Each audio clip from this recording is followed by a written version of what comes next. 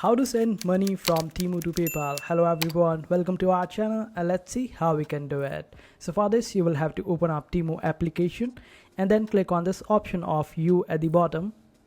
After that you just have to scroll down and click on this option of earn credits and free gifts. In case if you are not able to see this particular option, then simply go to this option of settings.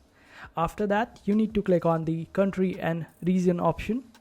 And over here, make sure that you select USA or United States. After that, you need to restart your application and then you will be able to see this option of earn credits and free gifts. Then click on it. And over here, you will be able to find the option of redeem cash. Just click on enjoy now and wait for it to load.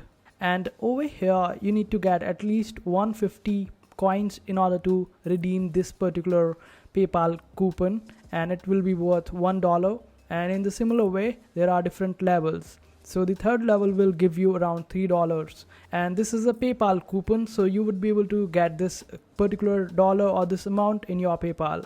And this is how you send money from Temu to PayPal.